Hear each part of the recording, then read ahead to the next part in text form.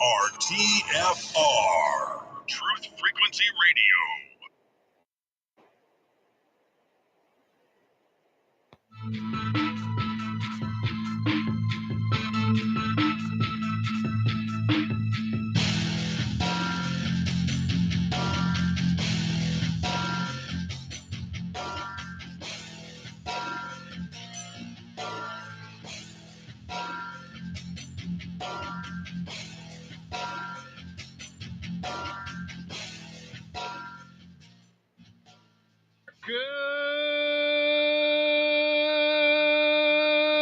Good morning, TFR. Good morning.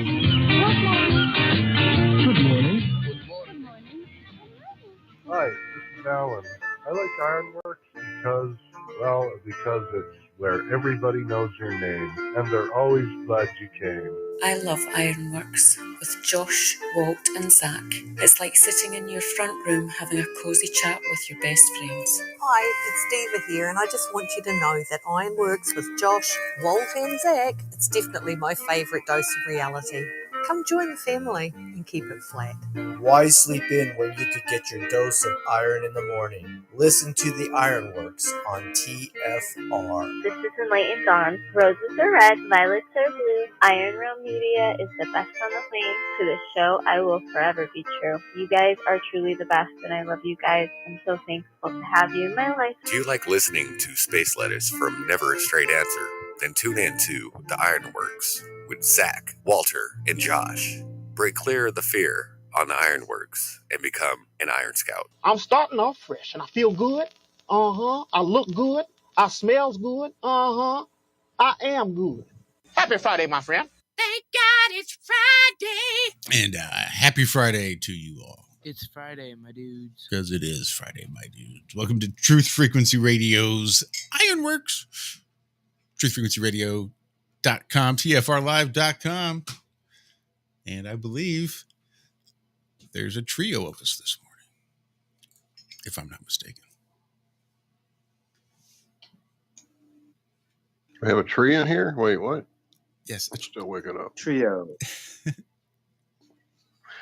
How are you Okay, guys? let's name the trio. I got a trio, the Three Musketeers.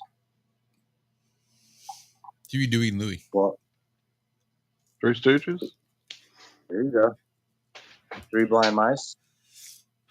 Rush? Three Wise Men.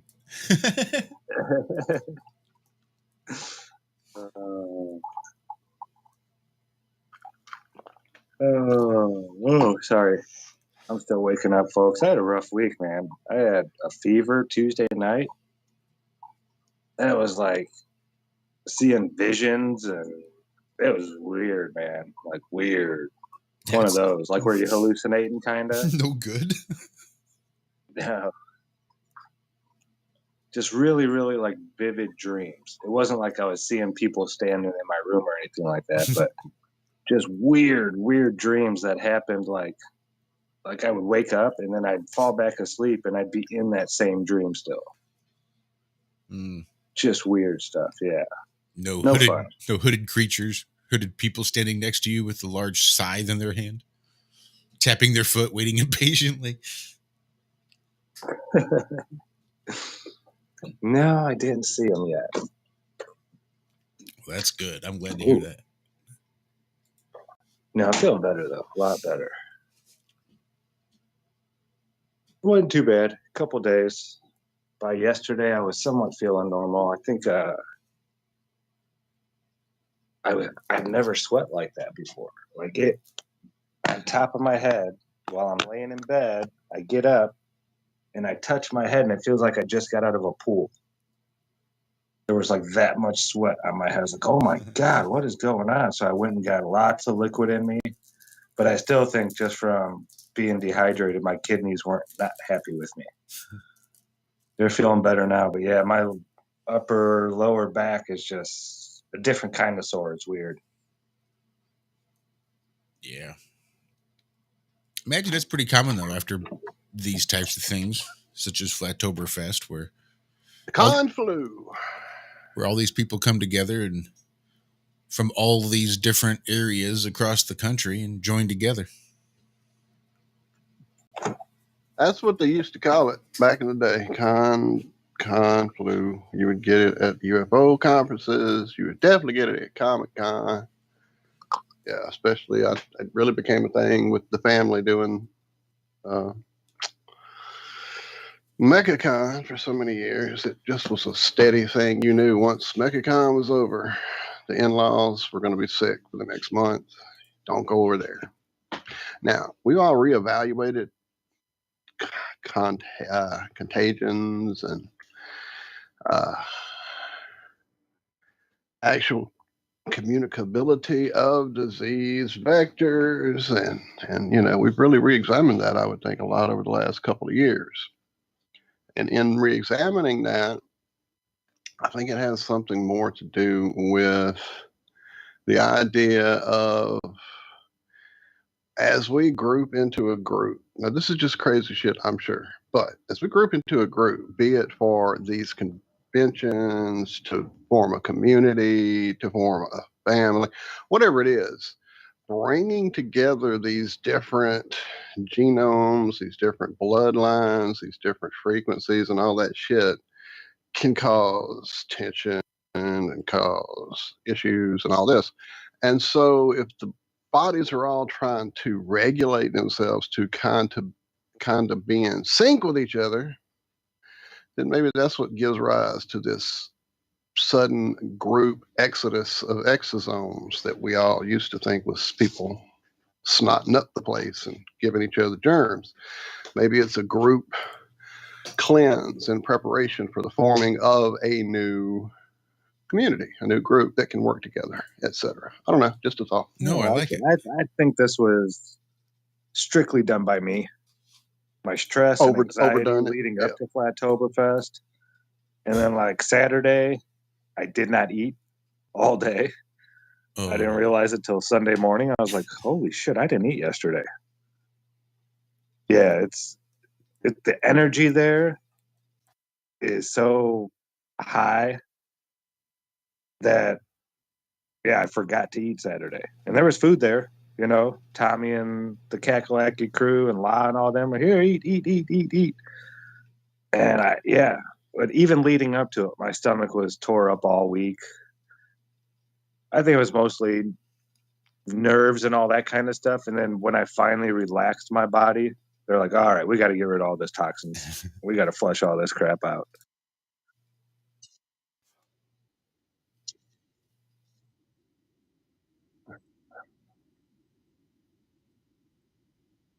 There's all sorts of cons out there for you, Walter.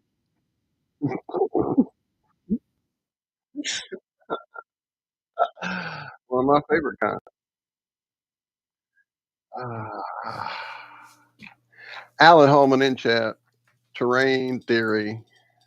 Oh man, it moved down. If terrain theory is correct, I think it means that if you're sick, you should clean your house room. That's good thoughts. Good thoughts. I like that idea. I know whenever I do a good clean, it helps me feel better, both in that my physical environment has improved, so my frequency has improved. That whole feng shui idea, I suppose, would tie into that, just letting energy flow through these horrible, funky boxes that we're trapped in, that we've allowed ourselves to become trapped in. So fixing the energy flow throughout it, yeah, I could see that being a definite part of this exosome terrain theory idea. And again, like that whole grouping up of people, it's like, oh crap, there's way too many folks here in this one spot. Purge, quick, get ready for what's coming. I don't know. Liz, I see you have left me a message in Telegram. I probably haven't been back on Telegram since I told you to leave me that song on the show Tuesday. My apologies. That's how we do around here. That's how we do it. We instigate and walk away, babe. We'll tell you to leave a message somewhere and then never go there to check it. Check that shit. Actually, I did check it that day, so you just kissed my left honkus. Yes, I did go check that day, but I figured she was probably struggling with that, application, because they all have their own little kinks and don't we though? foibles. So yeah. it could have. I just waited and then got sidetracked. Once I had show prep done and got away from the computer, then no, I did not after that point go back and check. But I did check up to then. So, and I thought about it again when I was, what was I doing? Oh, when I went to my history to look up the song I was working on with my guitar and saw the Cheyenne video there. Shout out. Our friend was in chat with us last Friday, as a matter of fact. Vagabond was here. But yeah, when I saw the video, I thought about, I wonder if Liz ever dropped that song for me. And guess what I did? Immediately when I had that thought, completely put it out of my mind and didn't go check. But I do see that you have done it, and I will go check it in a moment. Thank you, ma'am. Who else did I have some? Nemo came and gamed with us, or hung with us. I guess not really game. Came and hung with us in your absence there on Wednesday, Zach. So he came and gave us a little blow by blow of the Plateauberfest from his perspective. He and the wife there, and we shared some gurgle stories.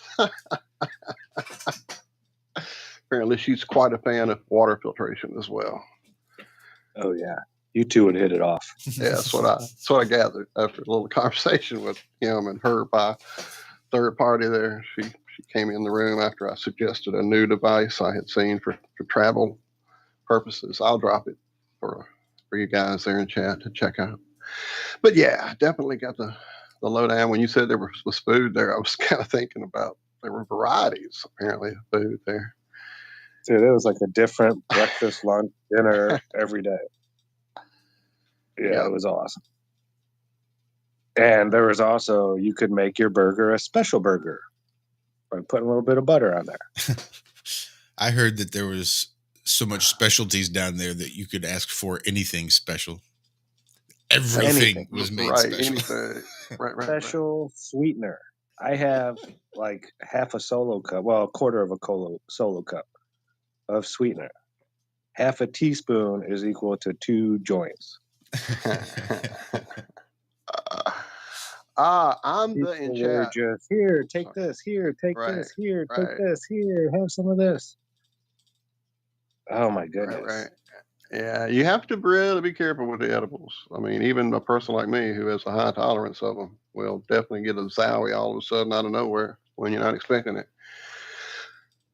I'm in chat asking who was the singer we were talking about last week. Never heard that song, the Gravity thing. Yeah, that's one of those synchronicities we find really interesting here in the group as well. I had a app Josh hooked me up with early on when I couldn't see my head over my butt for trying to edit a video. And it was kind of one of these early AI things that literally would go into your phone app, dig through your pictures, and create these videos out of okay, so this person's in these photos a whole lot next to you, and so that person must be important, so I'm going to put that person in the video. Literally that kind of shit.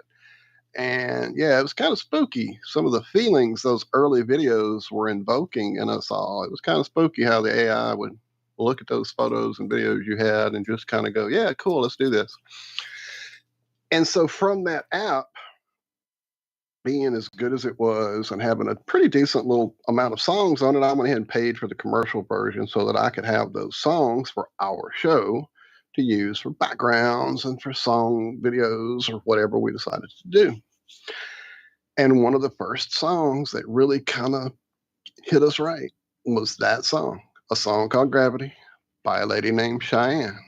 And the lyrics were, I mean, come on. She was, 16 at the time? She wasn't even really a lady. She was very young when she recorded that. So the fact that the song hit us all so great, I made another video with a better attempt at it, and then our buddy, Vagabond, just knocked it out of the park with his video. And it's, for the longest time, it was quote unquote our theme song for the show until our good bud Stefan actually took our mission statement and turned it into a song that you hear intro us up there. But yeah, that is where we met Cheyenne. Reached out to her to make sure, like, hey, we really like this song. We don't want to get it struck. We don't want to, have problems away from using it through the app or anything like that. And I actually wound up talking to her manager. Her dad at the time was her manager. And he's like, yeah, man, she's pumped up about you guys enjoying her song. Use it all you would like. And so we did and have been. And it kind of, as I said, it moved to a side burner a bit after we got our personalized theme song from Stefan. And just, it became like the Goldie oldie there. We'd go back to it every now and again, which we should do more often than we have of late. I see Vertec dropping the video there in chat. Thank you, Vertec. But yeah, man, it was. Say, I keep it on my soundboard. It's never far from my heart. Oh yeah, when I had one of those, it was one of the first top left songs in my little soundboard that I played with for a while. But anyway, yeah, definitely. So yeah, then fast forward to, I don't know, a month ago, 2 months ago, I was clicking on all these toolbars up here trying to see what they are and why I still have them on my desktop. And one of them is literally the link to her SoundCloud page to that song. And so I'm like, wow, I hadn't listened to this straight from the source in a while. And I clicked it and it wasn't there. I'm like, okay. And so I went digging and digging and digging and found out it not only wasn't there, it wasn't on Facebook or iTunes or any of the other places that it used to be accessible. So that was why I was wanting to get my copy acquired, because mine's somewhere there buried in my 2 terabytes of crap that I have. So anyway, that's where she is, I guess, or where she went. It's somewhere else. So you can't find it. No, you can have that video link that Vertec just dropped. There's a link there. There's a link on my page, my Facebook. I mean, my what's that thing we're on? YouTube page has a video. The original's there. I think I actually linked the Vertec version there as well. So Vagabond is who you were thinking. You can't easily find it.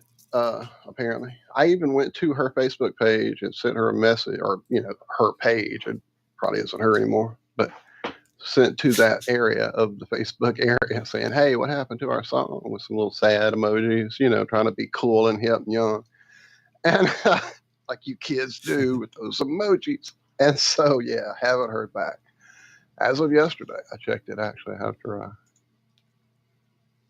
Let me go see. Has I got some response today? I do not have a response today. No, I figure she won't say nothing. And, if you look at her page and what she's up to these days and the image she seems to have chosen, then that might, have something to do with that. I haven't even looked yet. I'm a little scared too. It's not an illusion I'm ready to break yet. Yeah, don't break that illusion. It's definitely like watching the little girl we used to know run off and act a silly little thing. Girl, what are you doing? Anyway. Grow up and become we all a man. go through it. We all have to find our personality once we get away from the parental strings. Especially. Yeah, I'm just double checking a different way to see. And no response. I know there's a way like you have messages and then there's an app that's separate. I'm learning. You've got mail. The Facebooking. You guys ever heard of the Donda Academy? Why does that sound familiar? Because they use vibranium, right? And they created this super advanced civilization somewhere in Africa. Am I wrong here?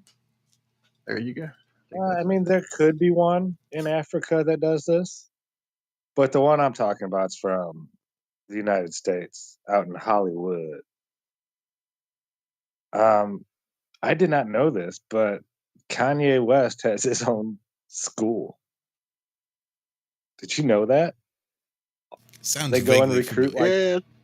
all the best basketball players, and they all wear designer stuff, like their outfits for school. It's $15,000 a year to go to this high school. The guy who's never read a book, right, has a school. Is that the one? Yeah, that's who I want teaching my children. And it says it's not even an accredited school, so I don't even know. I don't know. But yeah, he's being shut down for his anti-Semitic rants. Yeah, we could tell him a thing or two about that. Yeah, you should have reached out. I'd have told him. Better off just keeping your mouth shut about a few things. So I guess they shut him down, but now he's coming back. The school's reopening. He says he's going DEFCON 3 on Jewish people. Quote. Okay, now you're just getting stupid. No. West sparked controversy this month by wearing White Lives Matter t-shirt and tweeting, "I'm going DEFCON 3 on Jewish people." I mean, I don't think you can get away with saying shit like that. Well, obviously, you can't. I think you can. You can for Jewish people. You just can't go DEFCON 3 on Japanese people. I think that's politically and historically just incorrect and not right. Like you can't go talking about putting them in the ovens and stuff like that. That's politically incorrect. But you can go DEFCON 3 on them. That's okay. Yeah, I never knew people were dumb enough to send their children to a Kanye West school. I don't know. Never met the guy. Don't know him. Maybe he was funny in that one movie. He was in a movie? There was one? There was one? Oh, man. Yeah, I'd never known that. Never even heard of that. Where have I been? Well, not paying attention to what Kanye West does, most likely. An astrophysicist make observations consistent with the predictions of an alternative theory of gravity. So all those people, we're not even going to get in the article. But all those people out there, gravity, they're trying to make new predictions for alternate theories of gravity because gravity doesn't work, folks. If something worked, you wouldn't need an alternative theory. Nor would you be able to find one or come up with one. I suppose you could. Observable, repeatable, testable. All those good things. Here's a question. If you have an observation to which you're trying to prove or disprove a cause and effect relationship, yeah? And you test it. And you test it. And you have this way of consistently and repeatedly testing your hypothesis. Every day you test it. Are you sciencing religiously?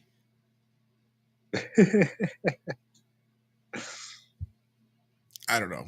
These are my 3 a.m. thoughts why it happened between the time I get up and the time my cup of coffee brews. So forgive me.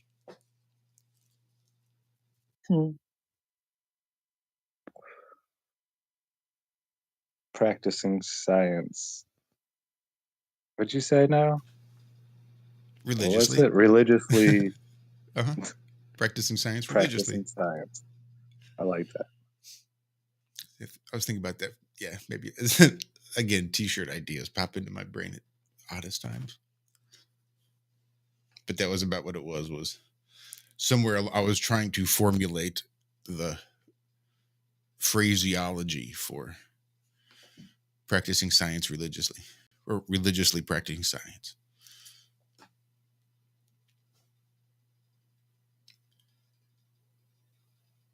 I think we're about to hit a break. Are we? I even pulled it up and didn't even bother to friggin' look. Yeah, I finally did. Look at that, 2 minutes, 2.5. We got 2 minutes. I guess I was a little early. So, have you guys heard of that Lucy spacecraft? No, but you have some splaining to do.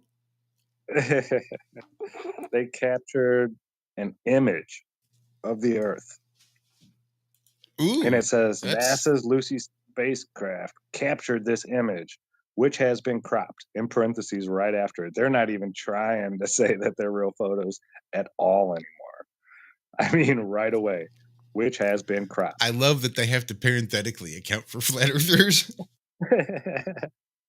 That's epic. From 380,000 miles away. Oh my goodness. We pay all this good money for the services to be able to provide comments on our articles, and every time we do, we always have all these flat earthers come in and bombard it and just fuck up our algorithm. So we're just gonna say, hey, right off the bat, we know these are crops. Whoever took these fiddled with them afterwards, but trust us when we tell you everything else in the written article. Sorry. I think I have enough power now to make the little triangle made out of aluminum foil. You know that one Dave shows all the time in his interviews? I think I can do that now. Ooh. With that Wimhurst generator, I think I have enough oomph. I just need to get back into the swing of things here. I'm just like, right now, I am so tired, just my body. My mind is all right. Well, as good as it ever is, I guess. But yeah, my body is just like, don't move. Lay here. So as soon as that stops and my body is like, okay, we can do stuff now, I might try that. Oh, that'd be great music. And we have managed to stumble through the first segment here on the Ironworks, wiping the sleep from our eyes.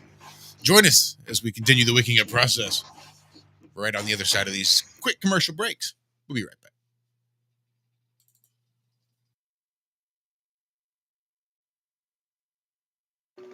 My hero. That's who I chase. Now, when I was 15 years old, I had a very important person in my life come to me and say, who's your hero? And I said, I don't know, I got to think about that. Give me a couple of weeks. I come back 2 weeks later. This person comes up and says, who's your hero? I said, I thought about it. You know who it is? I said, it's me in 10 years. So I turned 25 10 years later. That same person comes to me and goes, so are you a hero? And I was like, not even close. No. She said, why? I said, because my hero is me at 35. So you see, every day, every week, every month, and every year of my life, my hero's always 10 years away. I'm never going to be my hero. I'm not going to attain that. I know I'm not. And that's just fine with me because that keeps me with somebody to keep on chasing. So to any of us, whatever those things are, whatever it is we look up to, whatever it is we look forward to, and whoever it is we're chasing, to that I say amen. To that I say, all right. To that I say, just keep living, huh? The reviews for Extendivite are amazing. All right. Here are some from Amazon. September 2018. Extendivite works in keeping my blood pressure in the normal range. I've been using Extendivite for many years now. May 2018. Great product. I use regularly and I rarely get sick. March 2018. This product has relieved what appeared to be angina pain in my chest and shortness of breath after climbing stairs.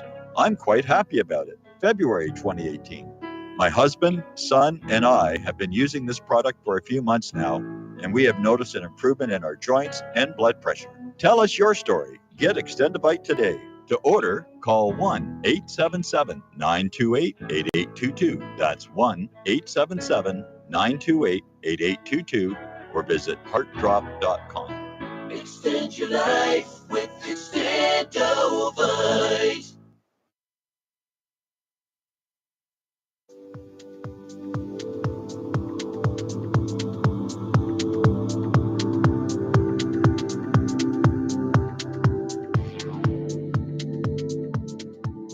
Remote viewing reveals Tataria history, starseeds, lightworkers, and indigos.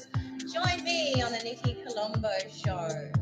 It's time to reclaim our true history, our true timelines, our cosmic heritage. And remember to be humble, for you are made of earth, and to be noble, for you are made of stars.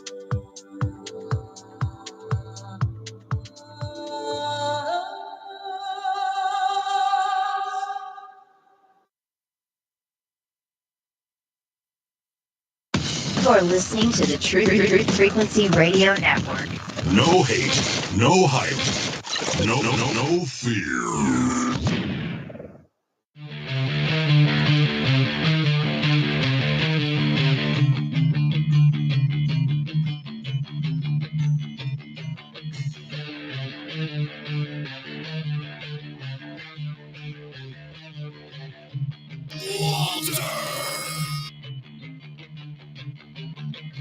This is in the sky.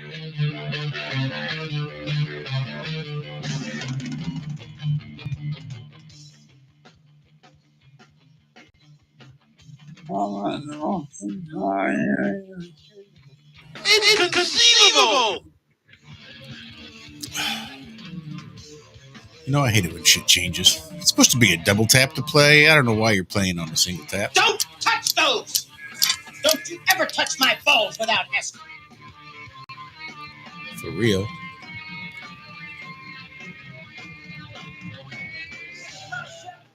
Ain't nobody got time for that. I'm going to have a hard time getting used to that. Anyway, welcome back. Second half of the first half of the Ironworx kicking off right now. My full half dose of coffee's kicking in. Down to about 2 cups. 2 reasonable sized cups. Not like a cup that holds a half a pot and say, I only drink 2. I was going to say, that looks like a mug or a... well, sure, it is. It is. Another word. I will say it's a mug. It's not like a fluid, 8 fluid ounces equaling a cup of coffee. So all those stories about, the health benefits of coffee that we repeatedly repeat here on the show. I mean, there's benefits, yes. Because I know, man. But I do notice now that I'm down to a reasonable amount of coffee that I can feel the coffee when I drink it a little bit more. And when I don't, for that matter. Yeah, whenever you're cutting back on something, whenever you do get it, you're like, ooh, yeah, that's what I want. But yeah, when you don't have it and you really want it, your body's like, dude, what are you doing? Where's the rest of the coffee? You gave me my little bit, now I want the rest of it. I was and then really your body's surprised. pissed at you for a while. It wasn't too bad. Not really as bad as I thought, especially given my addictive personality and the decades for which I've practically mainlined the coffee directly into me. I really thought that it would be more of an issue than it was, but it's not been really all that bad, considering.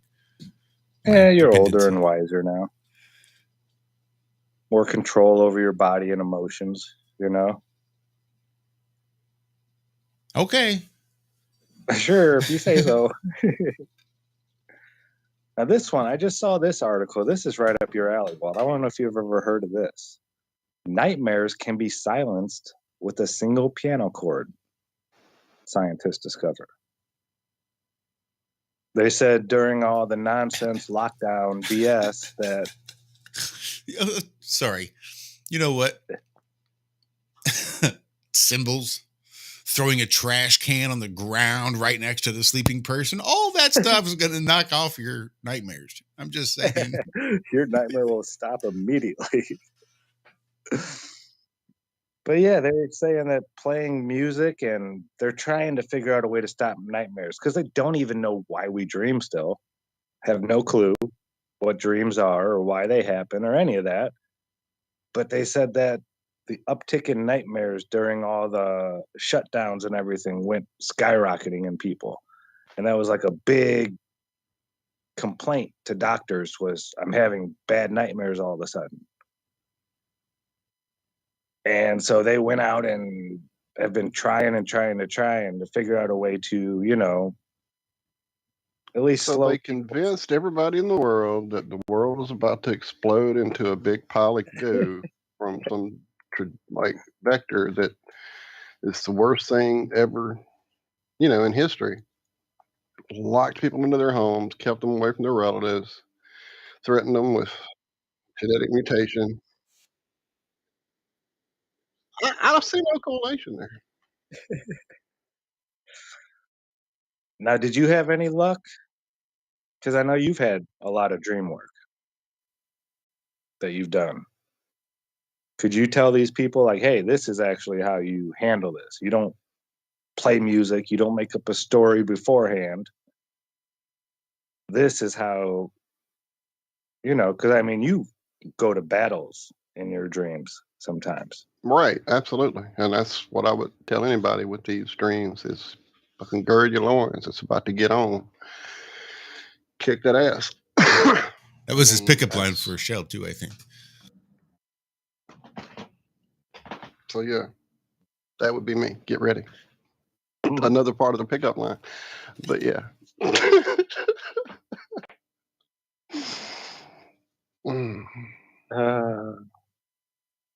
Yeah, I mean, when you instill fear in the whole world and the frequency of fear becomes the frequency, then that's what they do. They eat that shit. So they're going to come a running.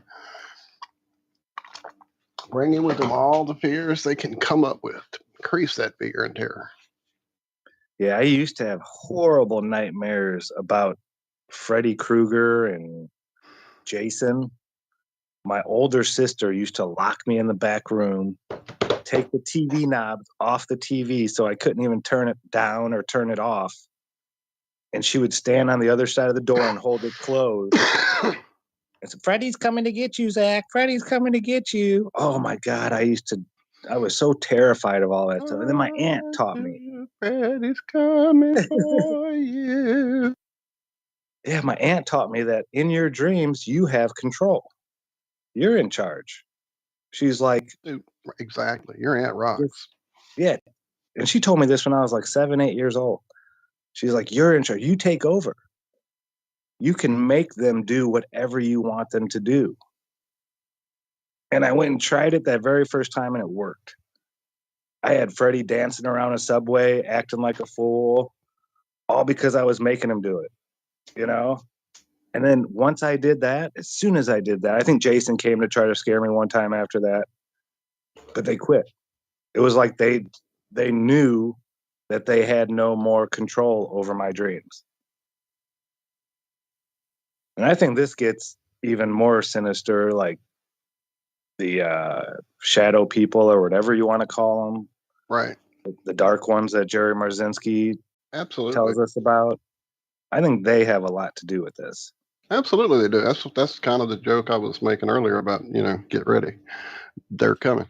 I mean, they're feed on it. That's what they do. And if they get a key to unlock that fear in you, memories, thoughts, dwelling on crap, worries, whatever they can key into and make you just marinate in that crap, then they get more goodies out of it. So yeah.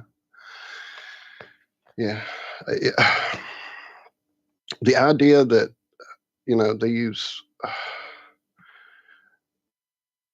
realities, these other places we visit, these they're not, these creatures aren't like we are. They're not sealed into a domed area that keeps their third eye sealed off. They're pretty intuitively connected to us. That's why they can suck in on that fear. So that whole movie spiel of don't let them know what scares you. When they know what scares you, they use it against you. Fucking A, they do.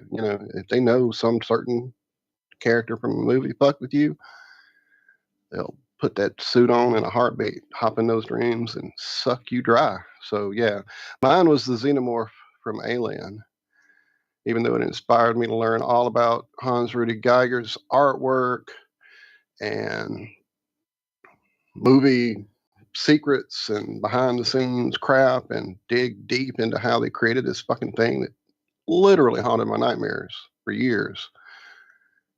Helped me defeat it, becoming able to dissect it and pull apart its operator and know it's a crane running that queen around. Just the things behind the scenes helps know that it's all a movie and that there's always a trick you can see behind and get their asses. So and pop them like pink bubbles. I'm looking at you, Jeremy. Pink bubbles. So have you guys ever heard of fairy circles? Walter says yes. The biggest one I ever saw encompassed the whole yard out at my Uncle Quentin's place, which was probably about a 90-foot or 100-foot circle. Wow, that's huge. Huge. It was incredibly huge. I'd never seen one that big. They still don't know why these things are formed. Nope. They used to think like a wagon wheel fell and got, someone left it there, and then the wood broke down and mushrooms grew, and then flowers grew where the mushrooms were, right around in that perfect circle and stuff like that. It's like, no. Well, I guess in Nambia, they are everywhere. I'm looking at this field, and there's like thousands of fairy circles out there. And yeah, it's this weird circular flower formation, and nobody knows why. They were thinking it was due to termites out in Nambia. It's like, yeah, but these things happen all over the place, not just in Nambia. They happen. I mean, I saw them in Indiana. But yeah, fairy circles. It's one of those things that you hear about and you never really. There's not a whole lot of information out there about them. I remember I went and tried to do research on it the first time I heard about it back in like 2014, 2015. And it was just, we don't know. There's, ideas. It was because of this or because of that. But yeah, like I had never heard of one that big, Walter. That's huge. A 90-footer, that. Yeah, it was that'd big. be something cool to see. It was big. And it was the big white top, wide. Just, yeah, it was crazy. So I kept telling all those children, there's so much to discover still, so much to figure out that we don't know. And we've all been brainwashed. We need your fresh brains, your we need your brains. Yeah. But they've never been told, certain things. So they can think things that maybe we can't anymore. We have all this stuff so ingrained in our brains that this is how it is. I mean, I still go back and try to apply the heliocentric model to stuff when I'm thinking flat Earth. It just happens sometimes. Yeah, that's why we need the children to take the reins, start figuring all this stuff out.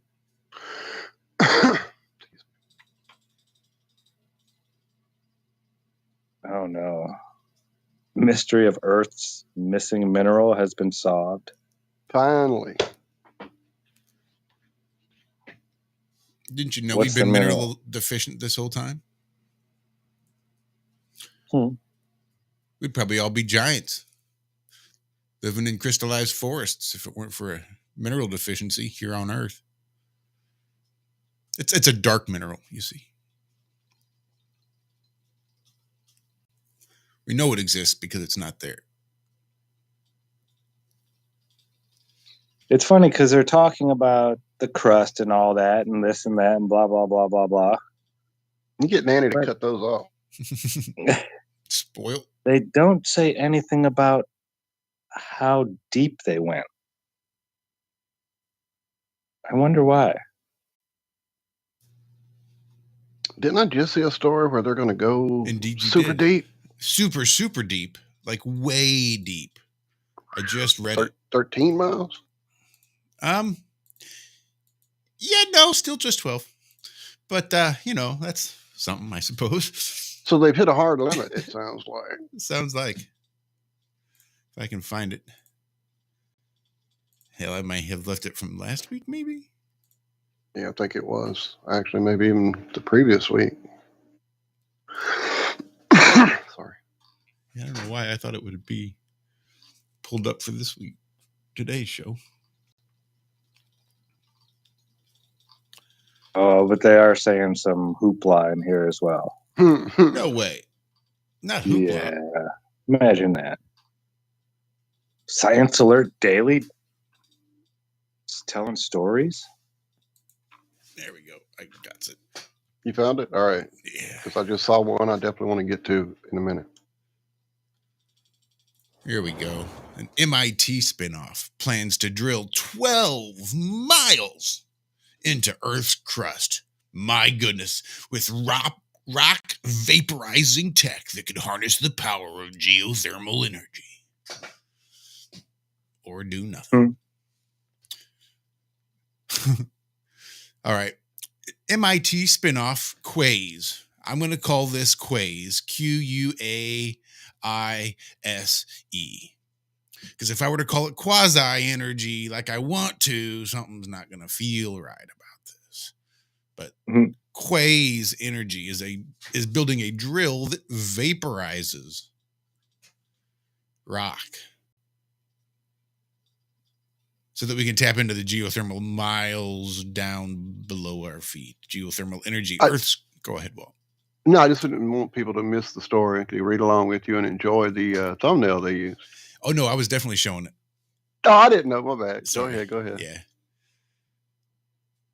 Where was I? Oh, Earth's core is as hot as the surface of the sun.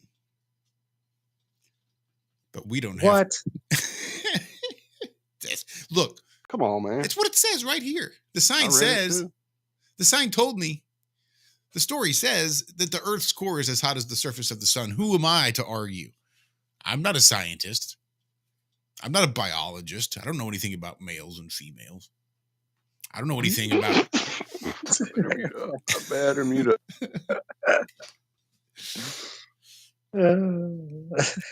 But we don't have to go too far below the surface to start feeling that heat. In the Mkang gold mine in South Africa, which has a depth of 2.5 miles. Clear your throat? Yes, did. Thanks. But didn't you hear me? Tried to mute, but didn't catch it. Rock temperatures can reach 140 degrees Fahrenheit. Geothermal power generates electricity from this natural heat, and there's enough of it to meet the energy needs of the entire world. If you can get to it. If you can get to it. Because humans haven't figured out how to dig a hole. Maybe there's a problem. Oh, look, the problem. Current drilling equipment like that used for oil and gas can't withstand the super high temperatures and pressure on the extreme depths. Maybe you're digging wrong. So our supply of geothermal power is mostly limited to volcanic regions like Iceland or El Salvador, or hot water reservoirs near the surface. And this is going to go blah, blah, blah, blah, blah. The bottom line is they're still only drilling 12 miles down. They can't go any deeper.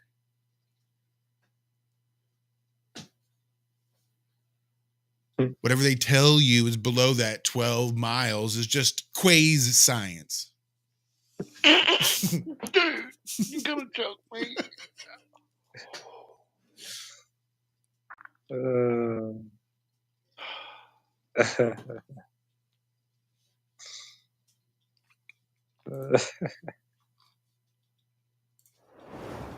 Which one did you want to get into, Walter? I think I did. I've lost it at this point. That one almost hurt me. All right. Let me throw it on the screen. Zach, can you see your you did it. Can you see your screen, Zach? Yes. Electric discharge from plants may be changing air quality in ways we didn't expect. Oh, imagine that. Well, no, my question is, in what ways did you expect? And then how are these ways different, like you're saying? Or does that story get into it? I didn't read it. I just didn't see the cool read it. I just like the picture. I just wanted to show the picture. The reason I'm saying, hey, this picture is because if you ever play around with meditation and trying to actually see auras in living things or in non-living, quote unquote, things, you actually see something pretty similar to this in certain instances. The aura changes, it shifts, it actually is like this amorphous field almost around us that reaches out to other fields around other people, and entangled, and that's where that whole energy exchange comes from in us. But the fact that it somehow captured this on this photograph, pretty crazy. Apparently, scientists have long known that plants can emit small, visible electric discharges. Anyone else? Anyone else know this? Anyone seen this before? Anybody? Not once ever. I've Sparkling never electric ever trees? seen this. Never in my life. And I look at trees a lot. They're my friends. Maybe it's They because we're call mineral this deficient. St. Elmo's fire. See, that's not what I think of it as. I think of St. Elmo's fire more as a atmospheric thing with towers and Yeah, but it also nests does of. happen on the ground, like near bogs and swamps. It's been, See, I've never seen it. That's more, to me, that's more like swamp gas. That's a whole different thing. That's a whole different. That's when plants decompose and they turn, like they can start glowing. My cousin came home with a tree that was doing it and had us all convinced he had walked up on some aliens dancing in the woods.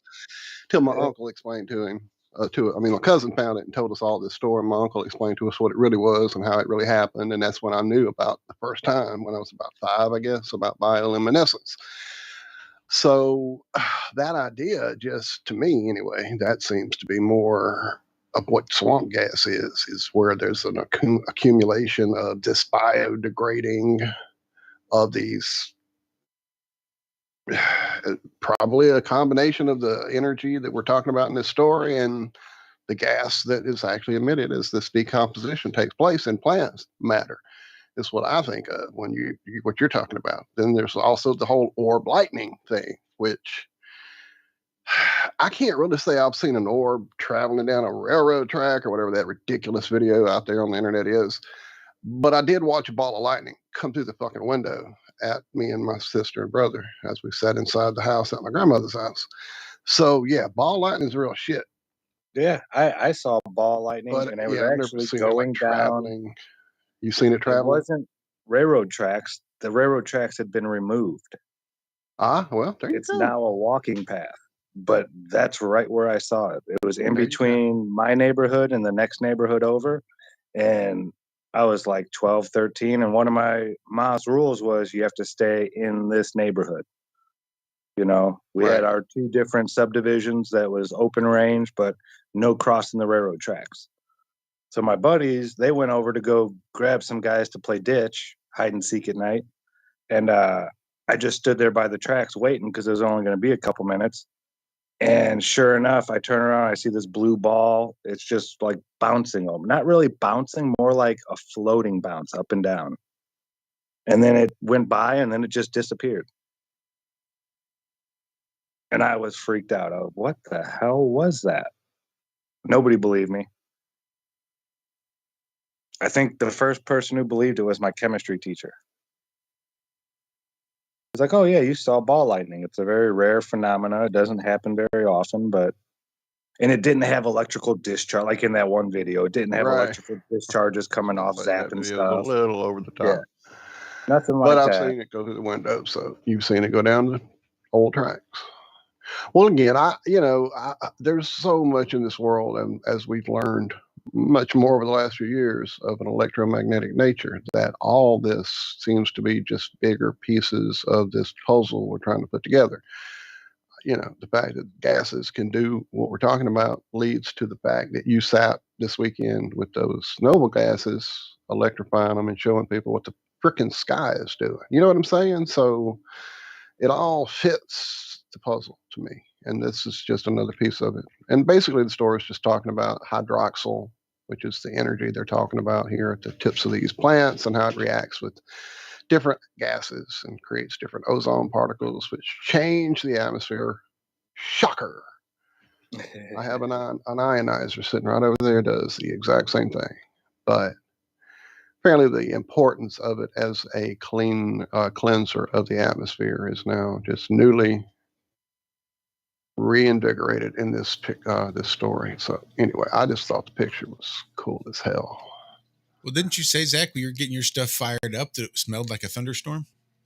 Yeah. The Wimhurst supposedly creates O3.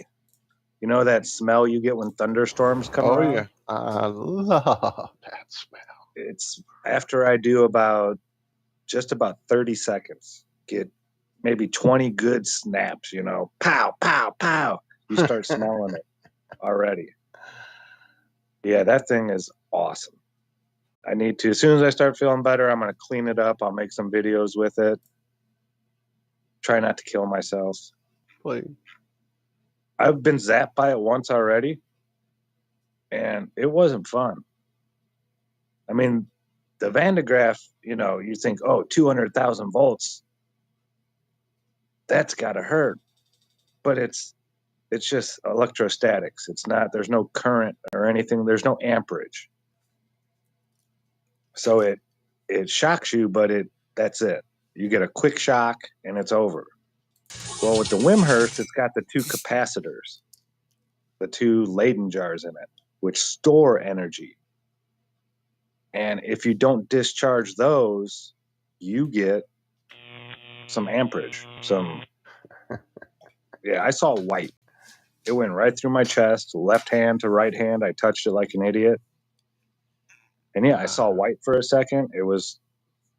I don't want to do it again. It wasn't fun. That's right. It wasn't like, usually when I get shocked, even when it hurts, it's like, okay, that wasn't too bad. This one I don't want to do again. Well, shockingly, we have hit the break. A little song about O3 for you. Just makes me laugh anyway. Stick around. That's the end of the first half of the show. But we do have a full another 2 quarters coming up right after this. Stick around. Who knows what the hell might happen. It's that time of year.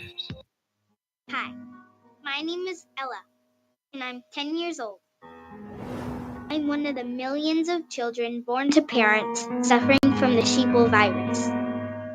Symptoms include the inability to think for oneself, the attention span of a goldfish, and a strong belief in government and the mainstream media.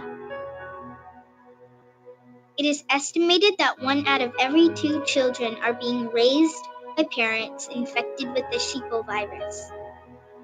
But there is a cure. For as little as 19 cents per day, you can become a TFR supporter and help children like me get their daily dose of truth. Together, we will make sure every child has protection from deception.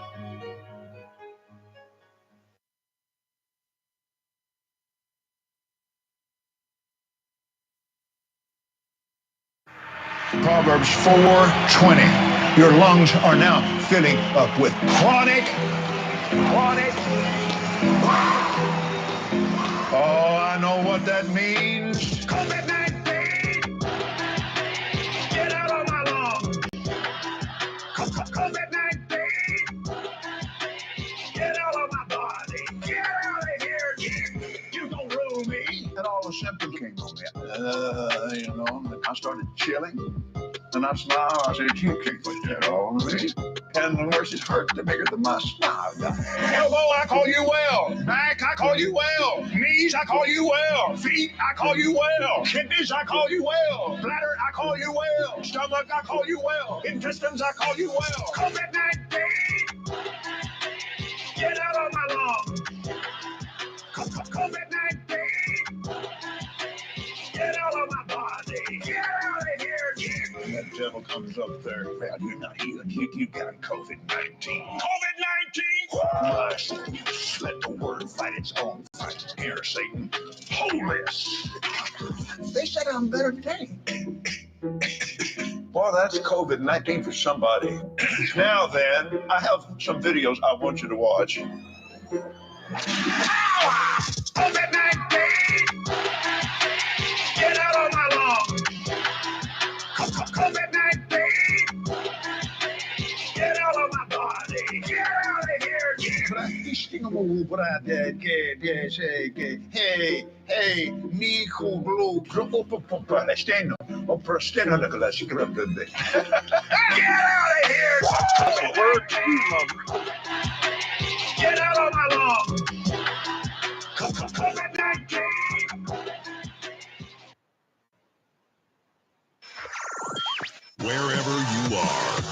Make it Truth Frequency Radio.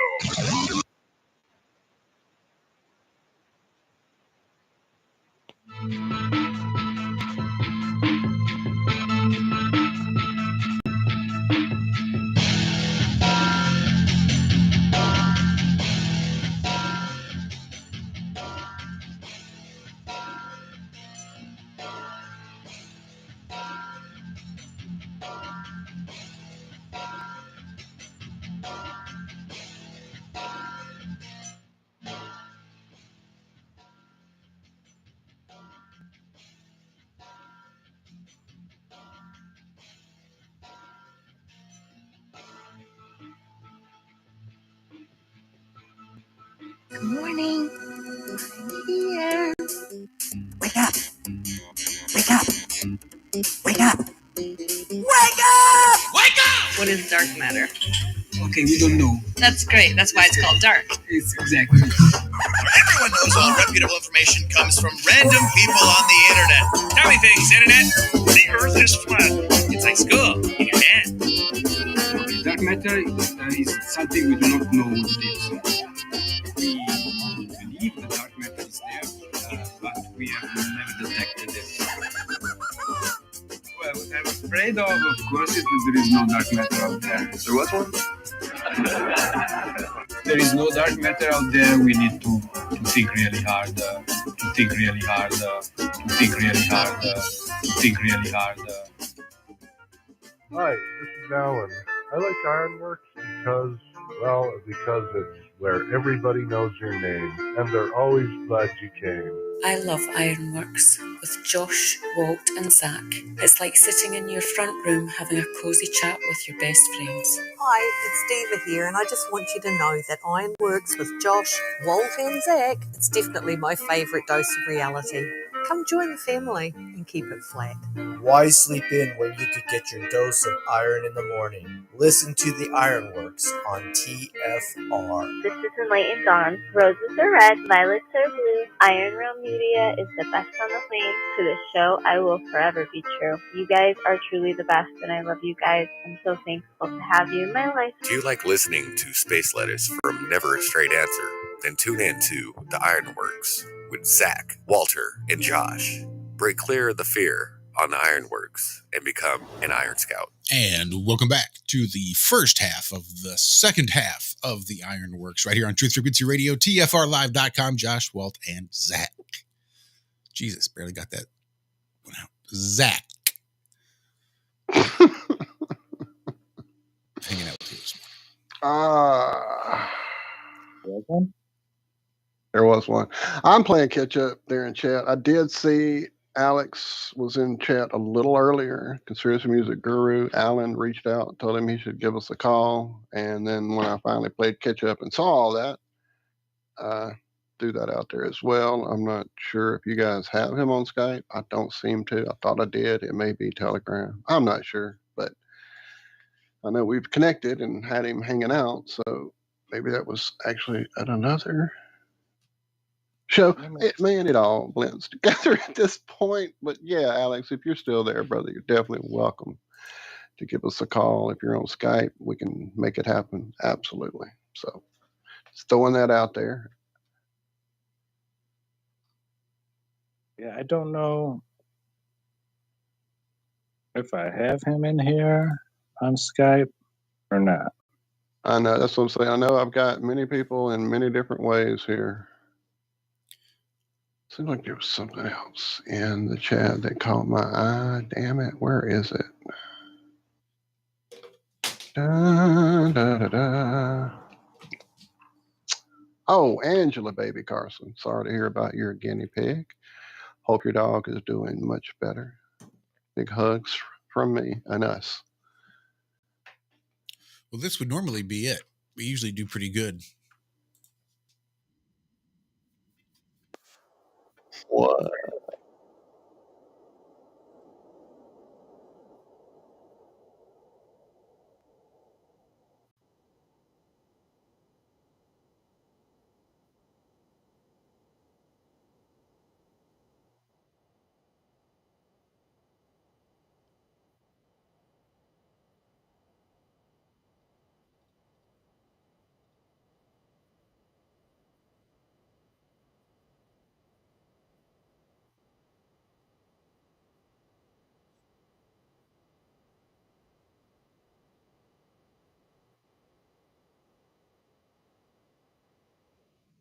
We give a quick shout out to our good buddy Pav.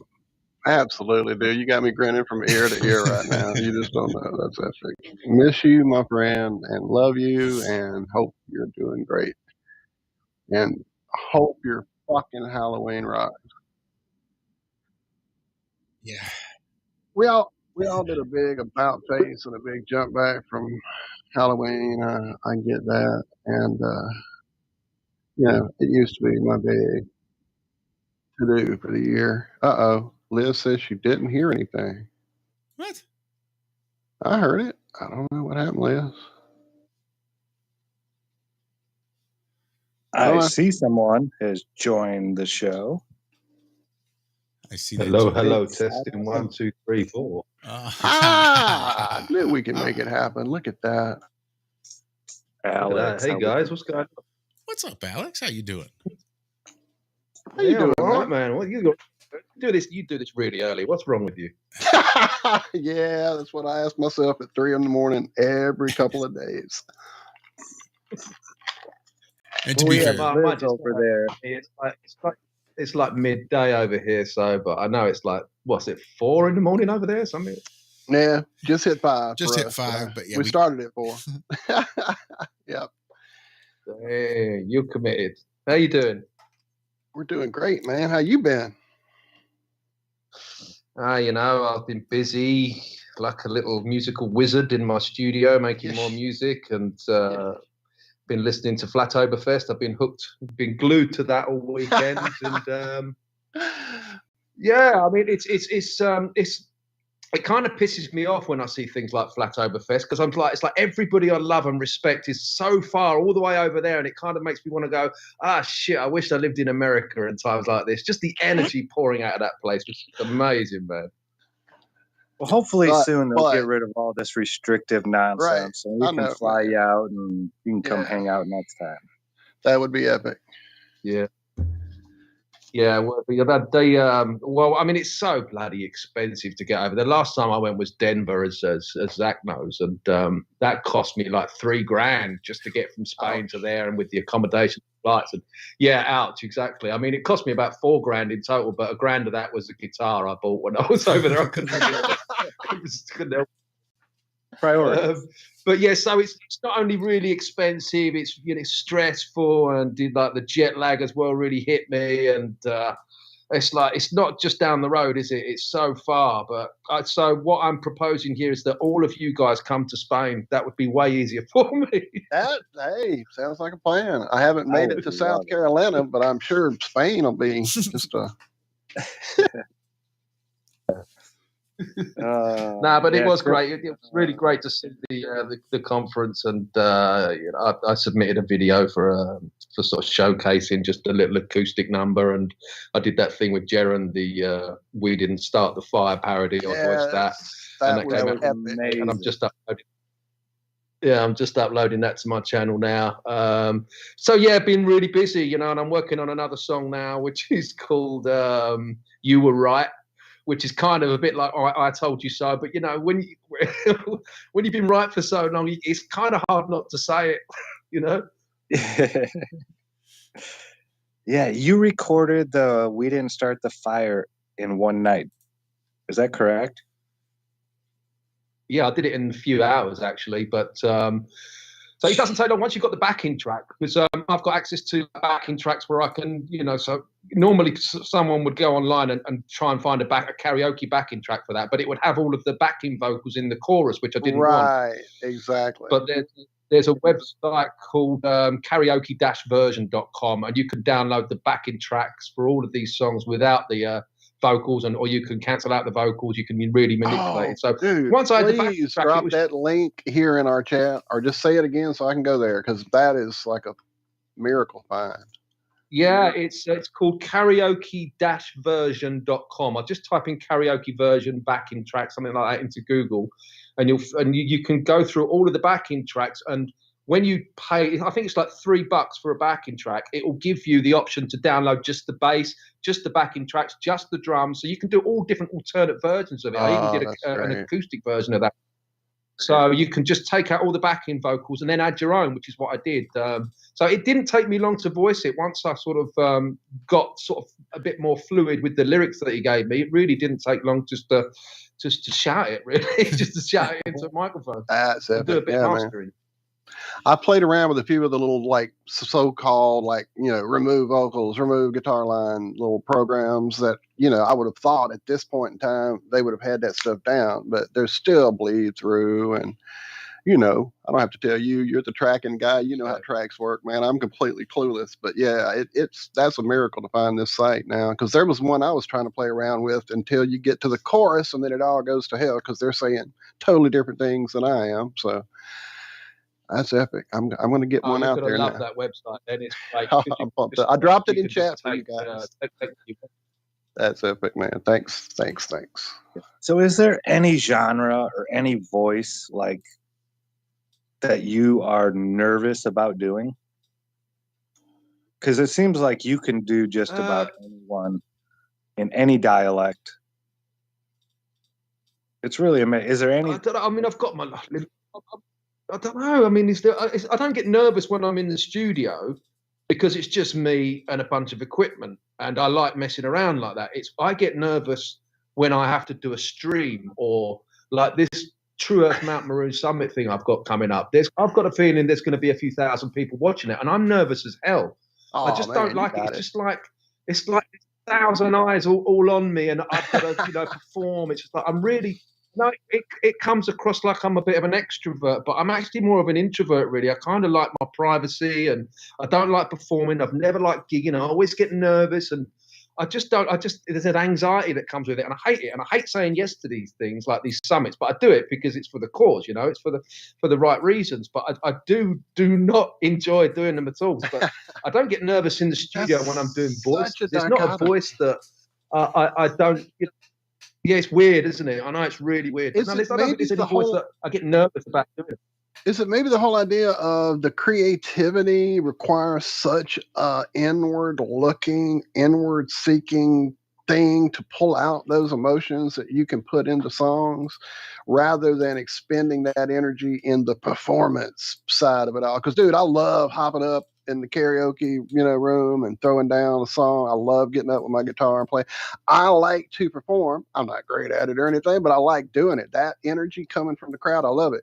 I never had that nervous, I'm going to puke before I go on stage. None of that was ever a thing for me. It was always the best drug I'd ever had, that feeling coming from the crowd. But sit me down and try to write a song, I've got 1,000 riffs, 1,000,000 licks. Can't make them, can't put them together for fuck's sake. But you have that, just as Zach said there, the chameleon-like ability to do all these genres is just mind-blowing. You inhabit it so well, my friend. Thank you, man. I appreciate that. I want to do more as well. There's so many other different voices I can do. I can't do every voice, but I try. I really try, particularly, if there's if I'm doing a reggae song, I will try and put like a little bit of a reggae tune. Yes, But if it's a rap song, then I'll try and be a bit gangster. I really want to do a rap song. I really want to show people that that I can. I would never take I would never take myself as seriously being like a real hardcore rapper, but I would deliver it in such a comedic way that I'm not taking myself seriously. It would still be good. Like I'm not a Rasta. I'm not a Rastafarian reggae guy, but I will still have fun with it, and I'll put it across. And I'm not. I don't see myself as a country singer, but I did that. Right. So it's all tongue in cheek. Liz in chat just took the thought right out of my head. She said it was such a shock when I found out Alex is English. Dude, I knew you were a country guy. I'm from down here, I'm from the South, and I'm like, oh, this guy is definitely a country boy. Well, very nice to meet you, man. Exactly. Yeah. There you go. Oh, it's epic.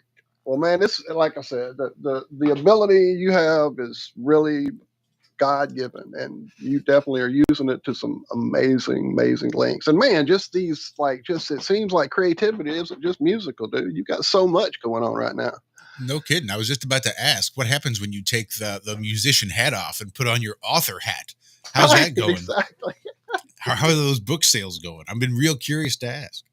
Well, I mean, I sell about 1 or 2 a day. I mean, it's a nice little passive bit of income. And the good thing about the books is they can't be destroyed. You know, they will always be out there sitting on coffee tables, in jumble sales, in charity shops, on market stalls, and just they'll be out there forever. And every day I sell like 1 or 2 a day. There's just more and more of those books getting out there, and I love that. I love the idea of kids picking up the book and changing their paradigms and changing the way they think and encouraging critical thought. I love that. But I mean, I didn't write the book, so author, no, because it was basically just my songs in book format. So the books were already written. All I had to do was take screenshots of my videos, cartoonize them a little bit, and get some nice pages together, and that's it. The books were already written, so I didn't have to author them at all. It's just if the songs were written, so the books were begging. And once David Weiss, I nearly called him David Icke. Once David Weiss put the idea to me, I was like, I couldn't get it out of my head. I thought, yeah, he's right, I've got to do this. And it was a bit of a learning curve, but so glad I've done it. Yeah, I've learned that when David gives you an idea, it's best to just try it. That guy, just throws out gold. He's definitely in touch with the flow. But no, awesome. I really would love to have an animated cartoon series out there of Flat Earth Man and his trusty sidekick Flat Eddie, the truth-telling cowboy. The kids would love that, an animated cartoon series. But I suppose the songs are quite animated and cartoony enough. But that was the initial idea. That would be great, actually. Man, I mean, these days you can buy a damn AI suite that will take your crap and animate it basically for you. I've seen some newer videos coming out that are pretty amazing level with that technology. Now, cost-wise, no clue. Ease of use, no clue. But I've seen it out there. I know, there's probably a way to make it happen. Those I can't doodle imagine videos, it not being great. The doodle videos are easy as hell. That's basically all AI stuff, and you can just buy pre-made assets that they doodle out for you. Even the puppeteering, I think, has become pretty much all AI. There you go. Yeah. For the right price, it's all pretty easy. But I could see that. I mean, storyboard 6 episodes, it wouldn't be that hard. I can't imagine to find somebody willing to animate that up for you somewhere. Yeah, or maybe I should just, let sleeping dogs lie, or not flog a dead horse too much. I mean, I've ripped the ass out of that character, really. I've done the song and the CD, the books and everything. Maybe it's time to move on and try and not get too typecast and do other things. THC, Truther Hour of Comedy, Mike, he got one of yours signed. Oh, my God, that touched his heart so much. Love it. He was just walking around looking at it. Like, oh my God, he really signed this. He was like, oh my God, this is amazing. Like he was holding the Holy Grail or something. He was just like, I've known this guy and he's my friend and everything, but this is, he was just blown away. It's really strange. I don't get it really in a way. It's I don't know if I'm comfortable with that sort of adoration. Is that the right word? Is it just because this is normal to me? Me doing these voices, and I don't class myself as a singer or a guitarist or a pianist or a harmonica player or a drummer or a bass guitar. I don't categorize. I do a few of them things. I'm like a chef with all the ingredients, and I just mess around a little bit till I come up with something that sounds really good. I've got good ears, but when people go, "Wow, it's kind of like, well, it's a little bit weird for me, So I know Mike. He's such a great guy, and I'm his waker, really. I'm the guy that got him into this kind of information. Yeah, he told us that for sure on the show when he came on. Yeah, so he kind of puts me on that little. He raises me up a little bit, like this is the guy, and it's kind of weird for me, but it's kind of cute in a way, but also a little bit disturbing. Yeah, and that goes to show what type of person you are. You're not doing it for fame and notoriety. You're doing this because you want to help change the world for the better. Yeah. And it's apparent when you say things like that, like, I don't like the limelight. Yeah. When you're Flat Earth Man, it seems you love the limelight, when you're in that character. But that's not Alex, Michael. Yeah. And people they have trouble making the connection. I mean, you were a flat Earth man for so long before anybody actually heard your real voice. I mean, all the people in chat were saying, "No, I thought he was an American cowboy." Yeah, the amount of times I've heard that, which is a huge compliment. Obviously, if I've done a voice so well that actually Americans think I'm American, then that's a great compliment. But yeah, I don't know. I think I've got a lot more to give as well. I've got a lot more. It's just will probably be doing this for the rest of my life, because it's like once you're in truth, it's kind of an addiction in a way. And it's just, I love learning new stuff, and I love being able to put the bullet points into music. And I'm no expert on flat earth or expert on big pharma, but I know enough to put some bullet points into a song. And that's what I love doing. And it changes people's lives, like you've seen with Mike. And so how can I not continue doing that? It's like I've got a purpose now. And it's not for fame or it was certainly not for money. My God, if I wanted to make money, I'd make more ringtones. So, or sing about space, or make space videos. If I was, you could be a millionaire if you wrote space songs. Yeah. So I'm just doing it because I love contributing to this community. I love being a part of it. It's just such a shame that I'm so far away. Yeah, well, hopefully Go ahead. Go ahead, Rob. I was just on the plus side, you can get with Mike and do a return video soon. That's what we need to see, man. You guys collaborating together was epic. We've had Mike Stellium on a few times here, and yeah, love that guy. Love him a lot. Yeah, I saw him. I actually had dinner with him last night. Actually, he's a very special man. He's I don't know how he does it. He's just he's a truth seeker, and the work that he did on the Monco passion, Mountain, the passion it was just unbelievable. It really it shattered my paradigm. And I live in Spain where there are mountains everywhere. So now when I walk out my front door, I don't see mountains. I'm like, that could be a Titan. That could be a Titan. It's just like, oh, what have you done, bro? What have you done? But yeah, he likes to sing song as well. I had a couple of karaoke nights here over the last couple of weeks. He loves to get up and grab a mic and sing, and I always tease him and tell him how terrible he is. Man, I need a video. Yeah, I'd love to see that. I'd love to see Mike up there belting one out. So what are you working on right now, Alex? Is there anything, I know you don't have to divulge it, but is there any certain genre of music that you're looking into trying next? Well, what I do really is I write the song first, and then I go, oh, that sounds like a so-and-so song. That sounds like a James Taylor song, the one I've just written, which I'll go into in a sec. I kind of write the song, and that the words really dictate what genre I'm going to go with it. So if I write something a bit more fast-paced, I could try, that maybe sound like a rap song, and then I'll try a few rap voices and blah, blah, blah. So it's not like this is the genre I'm going to do next. I kind of write the songs first and then go, right, I'm going to make it this genre. But the one I've just done, it's called You Were Right. And I'm just finishing it up in the studio. And I love the sound of it. It's got a real kind of Van Morrison folky kind of sound to it. And it almost sort of James Taylor-ish. And I don't know, it tells a really wonderful story of a guy that wakes up in a hospital bed, and after having his jab, and then he's like, he called home to tell them that they were all right and how sorry he is. And so it's really, really catchy. You know what I'm like? I'm really good with catchy choruses, and I can't get it out of my head. And I'm going to make an actual green screen video for this one. It's been a few years since I actually made a green screen video, because they take ages. So this song I think is good enough to warrant a proper green screen video, and I'm quite excited about it. We'll see. Nice. See, we are like polar opposites when it comes to our creative process. I can't do the song or the lyrics first. I have to make the rhythm, and then I write the song to that rhythm. That's weird.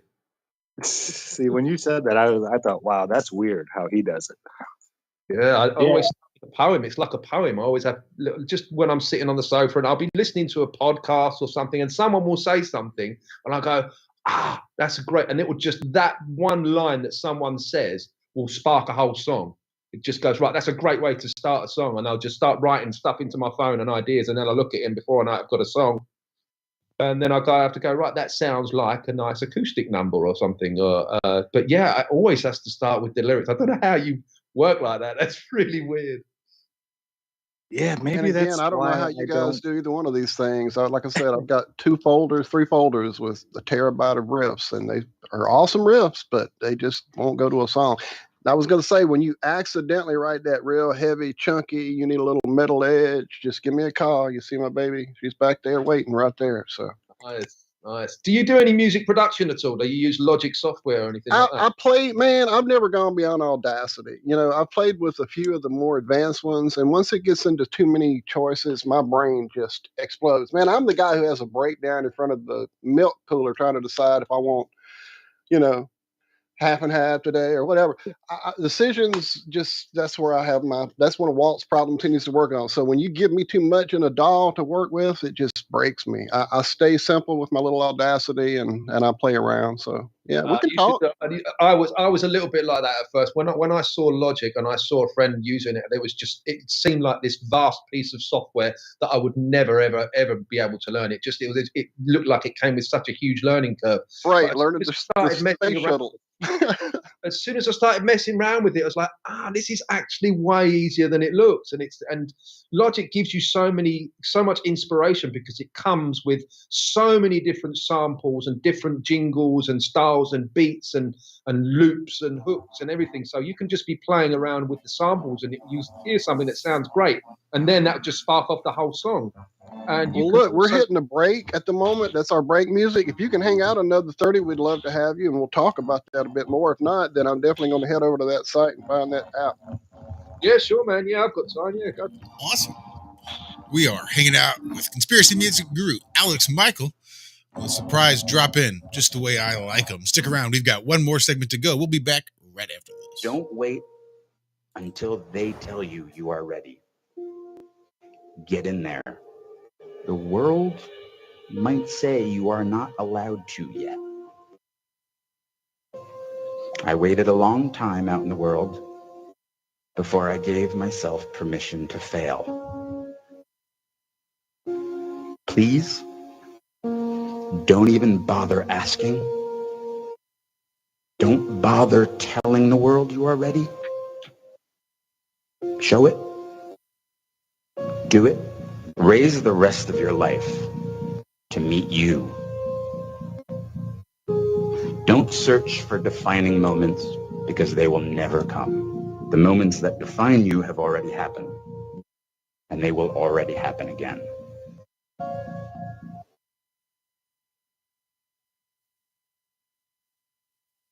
Extendivite is more than just a heart tonic. Do you have any of these symptoms? Night cramps in the hands and feet. Your arms and legs often go to sleep. On short walks, do your legs get aches and pains? Is your memory worse than it used to be? Ankles that swell late in the day? Has your blood pressure increased lately? If you answered yes to even one of these questions, you may have early warning signs of arterial blockages. Your body is saying that it is time to take Extendivite.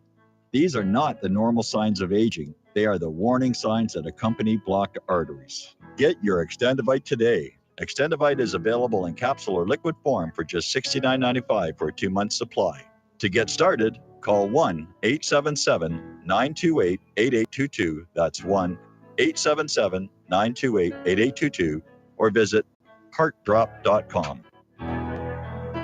Extend your life with Extendovite.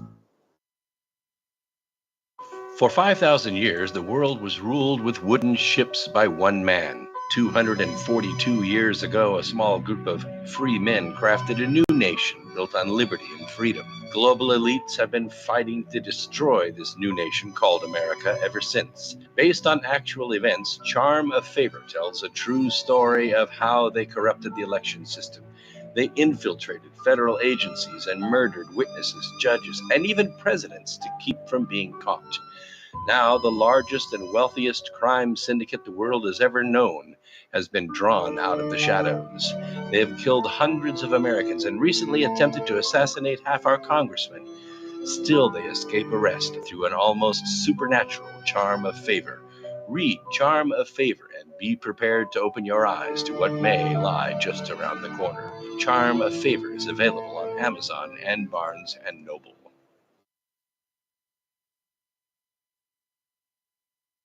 Real people, real radio.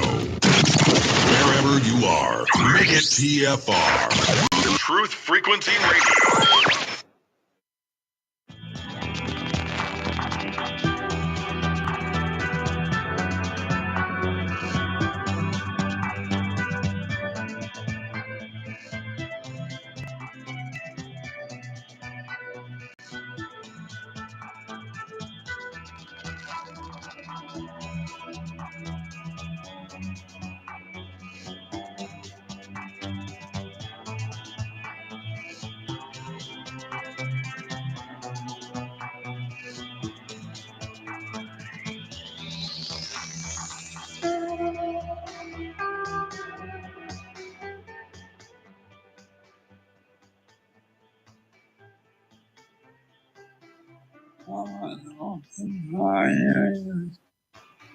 I'm Neil deGrasse Tyson, bitch.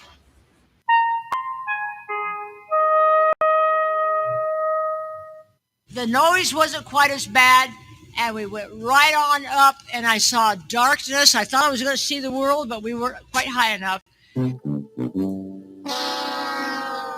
And welcome back to the Ironworks right here. Fourth and final segment kicking off right now. TruthFrequencyRadio.com, TFRLive.com. We are hanging out with our buddy Alex Michael. You might know him as Conspiracy Music Guru, musician, author, all-around Renaissance man. Thanks for hanging out this morning. Well, thanks a lot, man. It's a real pleasure to be here. I'm a real big fan of you. So I just want to ask, how was that garden doing, man? I saw your garden, all the work you put into it. That place is amazing. How was your season this year? Oh, we had some successes and we had some failures because we're still learning. And we've only been doing it a 3 years now. So we tried to put in some potatoes. We've got new potatoes and just regular potatoes. No, regular potatoes and sweet potatoes. I found out, or Shelley found out, my wife, she does most of the seedings and all of that sort of stuff. We found out that regular potatoes are a summer crop and sweet potatoes are a winter. No, sweet potatoes are a summer crop and regular potatoes are a summer crop. So none of them came up. So we had a few totes that just failed and didn't work. But on the flip side, we had some other successes. Our sweet potatoes have gone crazy. I just recently put in an irrigation system, which I'm going to make a video about. So it was becoming quite a pain in the ass to water the whole thing because we were getting more and more totes, and it was taking like an hour a night, particularly in the summer. So Shelley kept on saying, "Oh, do me an irrigation system, please." So I put one in eventually, and now it's all done on autopilot with rainwater. And the garden just reacted to it like I've never seen before. It was just like, we went, hello, and everything just started bouncing right up and green, and the foliage was incredible. It's like, oh my God, this is amazing. So we did have a few failures, but we're still learning. But I know we're going to have a shit ton of sweet potatoes soon. If the foliage is anything to go by, I can't wait to harvest those in a couple of days. And we tried to do melons and strawberries and all other things and all fancy stuff, but some stuff didn't work out. So I said to the wife, why don't we just stick to the staples, the onions, the peppers, the broccolis and the winter crop and the potato, just stick to the staples. If I've got a garden full of staple food that I can survive if anything happens, then I'm good, really. So yeah, it's still a learning process. We put a little food forest as well. We've got a little, I don't know, maybe it's like 10 meters by 10 meters. We just planted some avocado trees, and it's a bit of a waiting game with that. But yeah, it's growing, it's expanding, it's exciting. I just spend half the time in the studio and half the time in the garden. So if anybody wants to know where I am, either look in my garden or in my studio and you'll find me. That sounds like heaven, man. Yeah, it's not a bad way to live, really. It's not a bad way to live. And Spain's all right if you can. If the weather here is incredible, get some of the best weather in the world. If you can just sidestep the tyranny and ignore that, then it's actually beautiful. It balances out? I was wondering about that. I mean, truly, I'm asking because I know there are places that are amazing and beautiful, and and then the surrounding cultures or economies or whatever make it almost unbearable. So it works out. That's good to hear, man, because it's a beautiful country over there. Yeah, I'm very blessed to be able to live in. So I've got incredible views, and it's a chasm away from where I came from in Essex, in England. This pissy, grey, horrible, shitty, cold place with just brain dead zombies all around me. Now I'm in a really, really beautiful, warm place with brain dead zombies all around. So how is the what kind of news are you getting about the whole Russian front and all this stuff? Are they trying to tell you to prepare for power outages or anything like that in Spain? I just don't follow the news at all. I have no idea what's going on with the narratives. Obviously, I know there's a narrative there, but I just don't focus on it at all. I mean, what is the point? I mean, it's not like I have to report on it or anything. It's just, so I just ignore it, and we don't we don't integrate at all into Spanish culture. We kind of keep ourselves to ourselves. I've got like a handful of friends, and we're all flat earthers, and we all have great, incredible social time together because we just talk and talk and talk into the night, and it's great. And I love that little life. I've got no part of the of the system here in a way. I'm quite under the radar, and I like to keep it that way. So I don't pay attention to Spanish news. So every now and then someone will send me an article.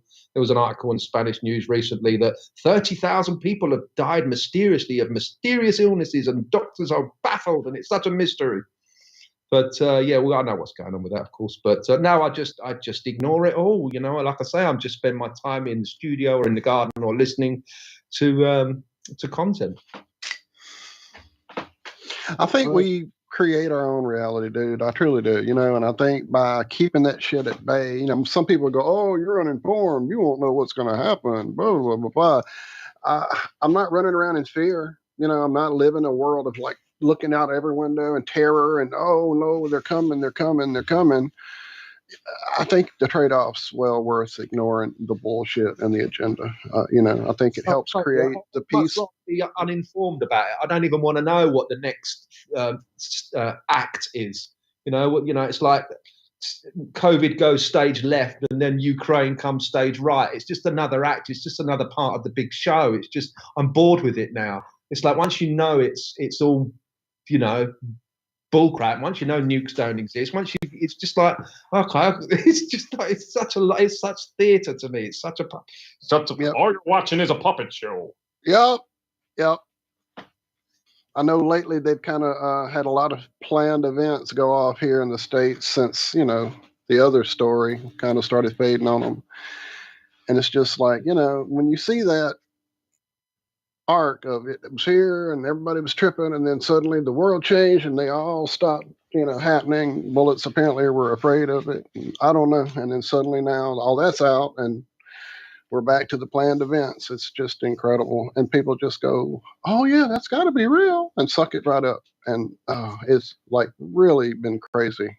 I've seen some people that in my family just Facebook reacting and just, that's why I don't go there. I've been on there lately just trying to connect with a few people, and I see the stuff and it's just like, are y'all really eating this up like that? I mean, don't you investigate at all any of this stuff to see if there might be another side or... Especially when the Queen died as well, and you start seeing friends posting up what a wonderful woman that she was, who she gave her life to serve her country, and she did so many wonderful things. I'm like, name one. Fucking, it's just like, don't you look into it? It's just, I know what you mean. One. Facebook is like that, and I don't use it a lot. I use it really to just get people up to speed on what I'm doing, and the occasional truth of me, and the one that I know that might not. But everything gets so shadow banned on there and that. But yeah, it's painful to watch, isn't it? Yeah, it's. Oh man. Yep. It's sad, especially when it's your family members. I'm pretty much the black sheep of my family. Nobody calls Uncle Zack anymore. Nobody. They barely even answer the phone when I call. And it's a shame, and yeah, and it's crazy because like some of them, my brother, my mom, they know the earth is flat. So, I've exposed this huge lie to them. And then when I try to tell them about other things, I go back to being the crazy conspiracy theorist without them even looking into it, because this is what the news told them. And, you know, I mean, my brother's smart. My brother was at least book smart. He was valedictorian. I mean, he was a bright young man. And my mom, she was, you know, she would read all the time. She had a brain on her, but it doesn't matter how smart you are. It really doesn't. I mean, they fool everyone. And it's almost like you have to have this, I don't know how to say, like a different way of looking at everything. I don't know. I don't know how to explain it. It's almost like they forget what happened 3 days ago.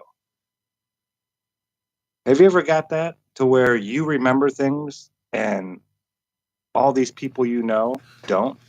Obama was the first time I realized that people didn't keep track from one election to the next what the politicians were doing, and it was all the fucking rigged game. Like, well, but this is just like Bush was, but different, but it's the fucking same. How are you? What? And it's just been the same ever since. Yeah, they've got zero attention span, so they just get led around by the nose like a fucking pig or a bull. Livestock. And I think that has to do with all the fear, you know, because you don't think logically when you're scared. It's definitely part of the program, for sure. So and I mean, the only reason that I got over all this fear, I mean, 2011, I was scared of everything, you know, and I was an atheist. I just thought when I died, I'm just going to die and it's going to be over. So who cares, you know? And then once I found the creator, though, you would think that now I would be more fearful, but I'm not. It's like, okay, this meat suit isn't going to be the end of me. I'm no longer scared to think outside the box or say what's on my mind or be different than other people. It gives you this courage that, at least it did for me, that I didn't have before. Once I realized that I have a soul, an eternal soul that's going to, you know, live a lot longer than this body of mine. Once I realized that, I'm not scared of anything anymore. And I think that's what's, I don't want to say wrong, but I mean, you can believe in a creator, but once you know there's a creator, something happens. Yeah, I wrote about that in one of my songs. In a song called "Don't Let Them Take Your Mind." I forget the lyric now. What it goes?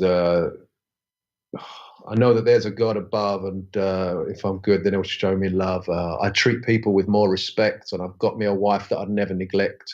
Things are working out for me now. I'm not blind, and I can see. I know that there's a God above. Yeah, it's just that. So it changes you, and it changes the way I behave, the way I present myself, how I treat other people. It's mind blowing, really, but it does alienate a lot of people. Like you say, that's a real shame to hear about your family, man. Yeah, I mean, I was always the black sheep, but now it's almost like they're scared to hear what I have to tell them next. Yeah, we're now the intolerable black sheep. Right, because so suddenly everybody's talking about flat Earth, and I thought he was crazy 8 years ago. When you were a kid, I mean, did your family have an open mind about these type of things? Were you exposed to anything a little out of the ordinary, I guess, if you will, or has this just been a recent truth adventure for you? And I know you've talked about this stuff in other places, but fill us in if you have a minute to do that, sir. Yeah, I've always been looking at things with different eyes almost. Well, it started when I was like 8 years old. George Bush Sr. got caught lying. So I asked my mom, so who's going to be the president now? And she just laughed and looked at me. She's like, oh, honey. I was like, well, he got caught lying. How can he be our president? She said, they all lie. And that's what really started it. It was like, what do you mean they all lie? And you know this? And you're okay with this? that just really didn't sit right with me. So I've always, since a very young age, been questioning the government and what they're doing and what, but yeah, flat earth is what really did it. Like, okay, he's gone off the deep end. Before that, I was teaching them about space. I was NASA fanboy teaching them about, comets and satellites and meteors and all this asteroids that are out there and blah, blah, blah. And that was all fine because it followed the status quo. But as soon as I said flat earth, everything changed.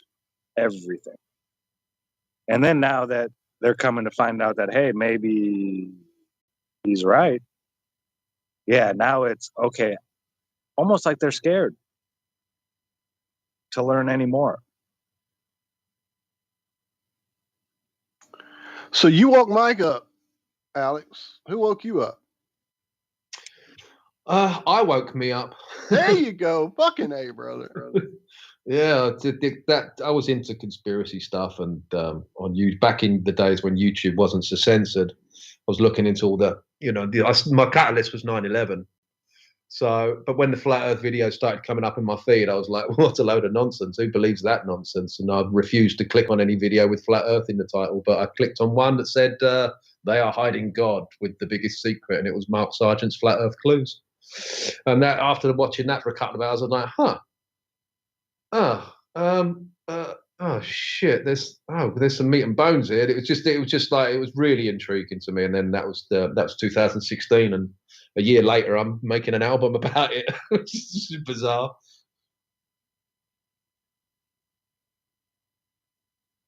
Now, how about your family? Have any of them reacted negatively to you coming out as a flat earther? I don't talk to my family. I'm the black sheep as well, so I was always the weird one. I never really got on with my mum and dad that well. I was, I had a pretty shitty childhood, really, and couldn't wait to get away from them all. I never resonated with any of them. It's one of the reasons they all live in the UK and why I'm in Spain. One of the reasons was to just get away from that vibe. So I know they're aware of my work. What they think of my work is another matter. They probably think I'm just having fun and I don't really mean what I'm saying, and I'm just playing dress up in my studio, and they're probably like, oh, look at Alex, he's having a nice time, he's got a little hat on, look, isn't that cute? As long as he's happy, that's probably the way they view it. They have no idea of the paradigm shattering information that's in there, or the good that I'm doing. I don't think they, I haven't really had that conversation with them. I remember texting my brother once and saying, you're probably wondering what all this flat earth stuff I'm singing about is about. And it's probably the last text I ever sent him, actually. I haven't spoken to him for years. And he's just text back, well, whatever, I'm just concentrating on me. I've got my business and I want to, I've got my kids in private school. I've got to find out. So he's just like all in the rat. He's so in the rat race. He can't see why it's important. So I don't even know if he knows if it's important to me. I don't know how they view it. I don't really ask or know their opinion of it, nor do I care, which is tragic. But also, in a way, it's made me the independent guy that I am. So it's So I don't know what they think of it, really. Yeah, and I think a lot of us as flat earthers have gone through that exact thing. I just love that your wife is so cool. She's pretty cool. I wish she heard you say that. Yeah, she's been right there alongside me throughout the entire journey. She got it instantly. I thought, how do you do that? It took me 6 months to let go of the ball, and she just got it instantly. But yeah, she's the one doing all the she's incredibly supportive. We're on the same page with everything, so I'm very blessed because I know that these things can rip apart families, and it has done. So yeah, I'm very lucky on that respect. She just likes to stay out of the limelight, and she just likes to be behind the scenes. Well, yeah, they say behind every great man is an even better woman, right? Yeah, she's pretty. She's very knowledgeable on the garden side of things and the health aspect as well. She went through quite some terrible health for a couple of years, and she refused to do the pharmaceutical route. So she researched what was wrong with her, and she ended up fixing herself. So she's That's awesome, man. yeah, I'm so she's so very glad to hear that. knowledgeable about that. So she's kind of like my living nurse as well. It's a living nurse, and cook and cleaner. It's amazing. I'm so lucky. Well, you guys seem to be doing it right. I've never spoken to you and heard you I'm sure you have down times, but you always seem so happy and uplifted and just enjoying Yes, life. sir. And that's inspirational to so many people. I don't know if you know it, but just your attitude towards everything. It makes people feel I didn't know. I'm not. Yeah, it's difficult for me to see how I'm perceived. It's because everybody else sees I'm looking out and everyone's looking at me. So I don't know how I'm perceived, but I've always been a bit of a joker. You know, always at school, it was like he's always, in my report card was he's messing around. He has trouble concentrating. Oh, what I've got to, I don't want to sit in a chair for 8 hours staring at the, no, of course not. I had trouble concentrating. I wanted to be in the music room and doing stuff like that. But yeah, I was always not really, just joking around and doing silly voices and that. I was a bit of a joker. So I guess that's coming across in my adult life that I'm not taking it too serious. And you have a choice, in my opinion. You can really get down with this stuff because it is a dark world when you look behind the curtain, and you can get depressed and down about it. And I could start singing, sort of Radiohead style songs like "Oh, woe is me" and "It's the end of the world" and all that shit. Or you can do the other thing and just like see it for what it is. It's just theatre, and all you're watching is a puppet show, and just try and deliver it with a bit of comedic spin on it. And I think it travels further, the music, when it's got comedy attached to it, because you want to make people laugh. As dark as these topics are, like chemtrails, it's delivered in a kind of a tongue-in-cheek way. And so, yeah, I guess I'm a bit of a joker, really, and I'm not taking it too seriously, especially, like you said, when you know that this is just a meat suit and, you kind of take life less seriously. You're like, okay, well, I'll have some fun, but I'll try and wake a few people up as I go, and I want to leave this apartment in a better place than I found it, so to speak. Well, just so you know, you just threw inspiration. I am starting to rewrite some OK Computer today, maybe some Radiohead, I'm saying. No surprises. Oh, God, I want to slip my wrist. I'm asleep. I'm a loser. I'm asleep. Nice. Yeah. You should get into Logic, man. You should get into, because once you start messing around with Logic, it really inspires you. Like I was saying before, when you go through the samples and that, it will spring something. And you can. I'm going to try Logic. I wrote it down. Lucas sent me something. Presonus. I think that's right. Is that it? What was, I forget. I was flying the DAW freaking space shuttle. That's what it felt like, dude. It was too much, so I'm going to play with Logic. I'll look at it. Well, I mean, Logic is for Mac only. If you've got Windows. Oh, no, I'm Windows, so I guess you're Windows. Then you might want to try Pro Tools. It's a very similar system.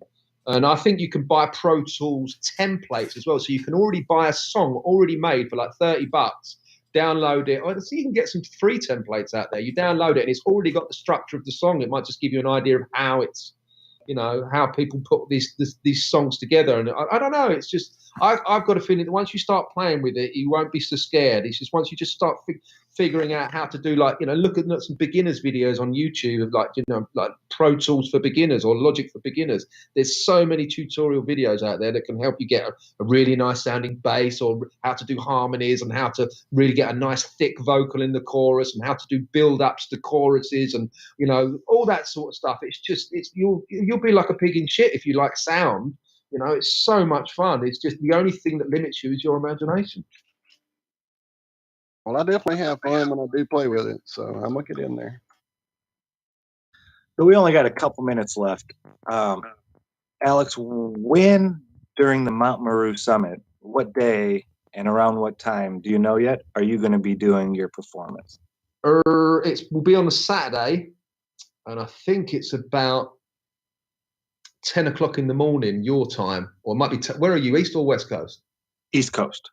You're East Coast, so it'll probably be about midday for you, or 1. I'm not sure, but I know it's 7 o'clock here. I know it's about 7 here, something like that. So, yeah, I'm going to be doing 20 minutes or so music, and then a bit of a Q&A afterwards. I've still really got no idea what I'm going to do, but I'm toying whether to just do acoustic numbers or whether to have a backing track behind me and get the electric out or what. I don't know. I still don't know. I'm sure it'll be good. I hope it will be. Now, do you work best under pressure? No. No. No, I hate it. I hate saying yes to these things, but I do it because it's got to be done. But then now it's like, oh God, it's 13 days away and I haven't got prepared. I know I'll be spending the whole week before the show, like in the studio, just trying to get all the sound right because I'm trying to link my Logic Pro software through Zoom. So I've got to get some routing software because I want people on the other side to hear what I hear in the studio. Not that it's entirely possible. You're going to lose some quality through the ether, but I'm going to try and make it as good quality as I can. And I don't know, it's just like now it's pressure. I've got to make it sound good, and I can't make any mistake, and I can't forget any lyrics, So I might have to write some lyrics and put them in front of me.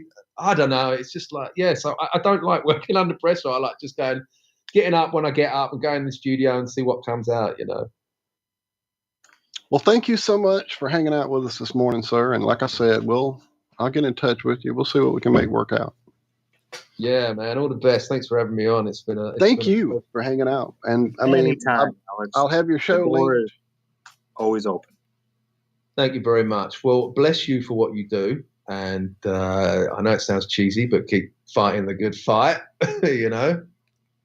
Oh, yeah. Thanks. Nothing else to do. Creeping up on 500 episodes of the Ironworks. Right here, y'all. Truth Frequency Radio, TFRlive.com. We will see you on Friday morning for episode 498. In the meantime, you guys have a great rest of your week. Be good, be well, and remember that we love you. We'll see you later.